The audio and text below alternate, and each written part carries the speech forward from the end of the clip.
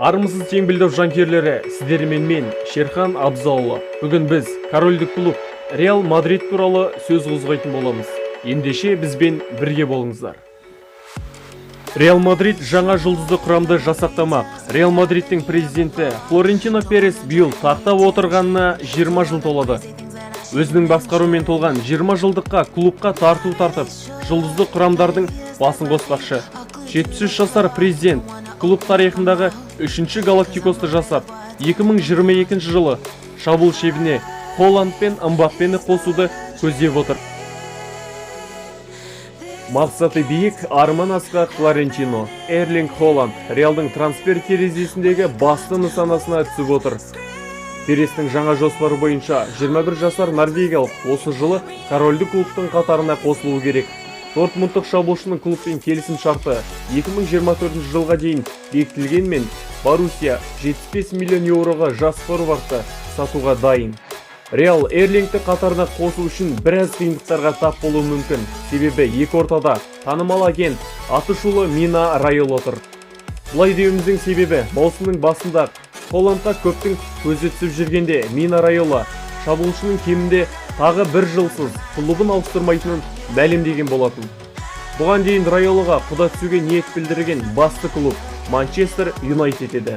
Ал ендігі оны қызықтыратын тек Реалдың ұсынысы болары анық.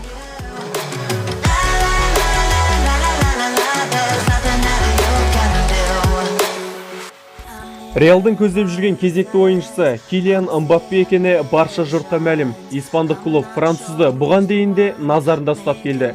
Реал Мбаппені сатып алуды 2021 жылға жоспарлаған.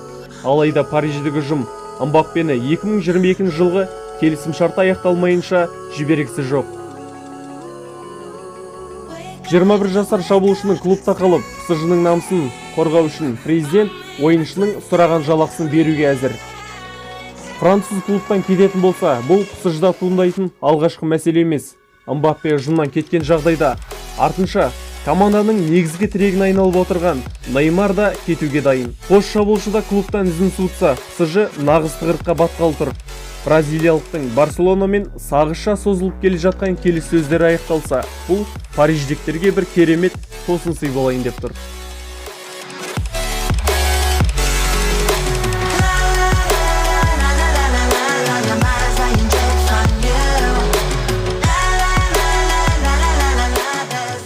Болашағының жарқын болуын қалап, қазірден әрекет жасап жатқан Реалдың келесі ден қойып отырған ойыншысы Мартин Эдегор.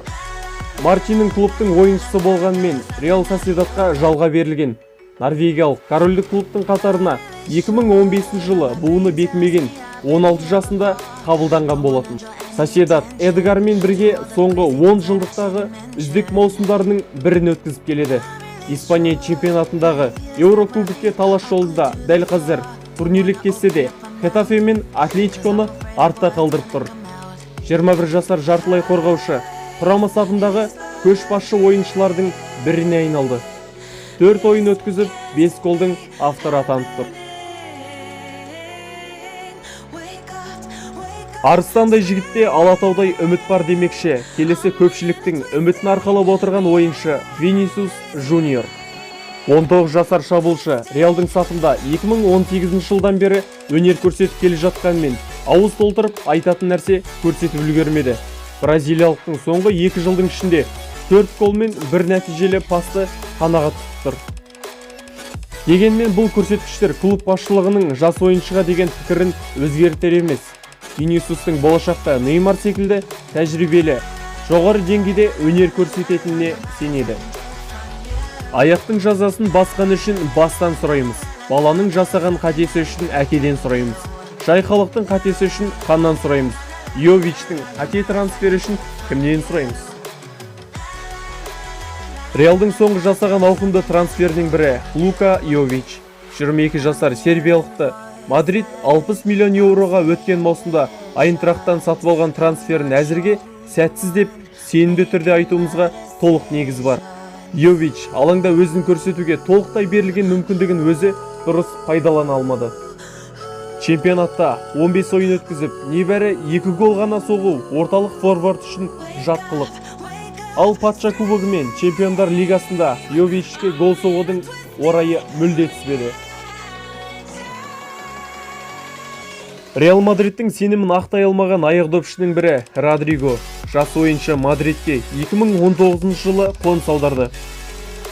Жас бала құстың көлеңкесіне тоңады. Винисиус екеуінің бағы ашылмай жүрген себептердің бірі командадағы аға буын өкілдері де шығар. Негізгі құрамға талас кезінде бәсекелестерінің аса тәжірибелі ойыншылары болып тұрса, қиынның қиыны болар. Ағымдағы маусымда Родриго жасыл алаңға Йовичпен салыстырғанда 2 есе көп шыққанмен тек 2 голмен ғана көзге түсті. Ла Лигада бағы жанбағанмен чемпиондар лигасындағы көптің назарын өзіне аударта білді.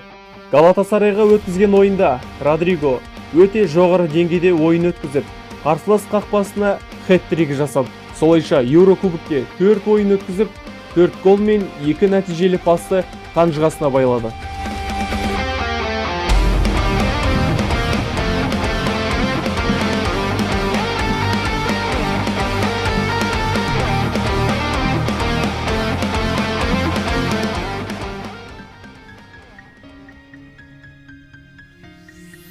Реал Мадридтің тарихындағы үздік сұрмерген Роналдудың биыл Туриндік Ювентусқа ауысқанына 2 жыл толады. Әйтсе де корольдік клубтың португалдықтың ізін басар, орнын жоқтатпайтын шабуылшыны таба алмай әлек. 2022 жылы BBC үштігі Бензема биыл Роналдудың клубтағы дәуіріне нүкте қойылуға жақын. Француз 35 жасқа толса, гольфті жанына серік еткен биылдың ол кезде клубта қарасы көрінбейде қалуы ғажап емес. Осы 2 жылдың ішінде ұжымның орталық шебі қаңсырап тұрды. Сондықтан неміс чемпионатында дүркіреп жүрген Холланд пен Франция біріншілігінің көшбасшысы Мбаппені басты нысанаға алуы өте дұрыс шешім.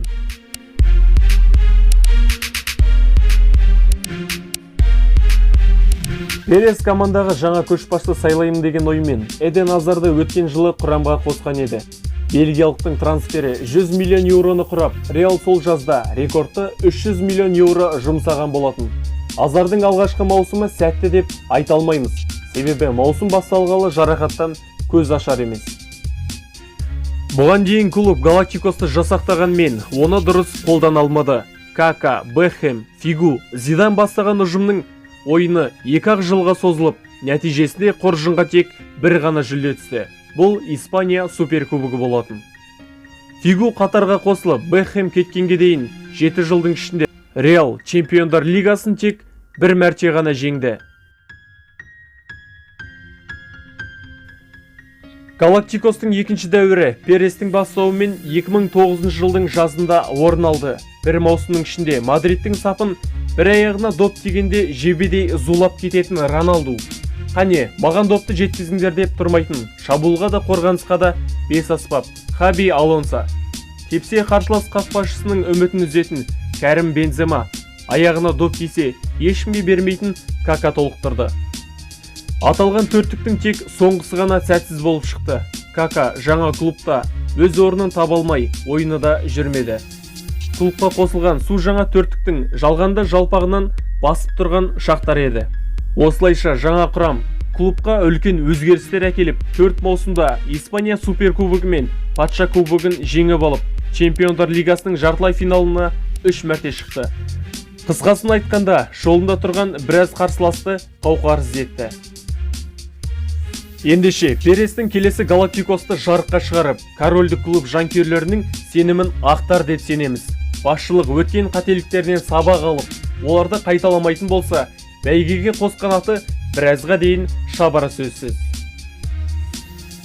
Сіздермен бірге болған Шерхан Абзолұлы. Видео ұнаса лайк басып, пікір жасып, каналға жазылуды ұмытпаңыз.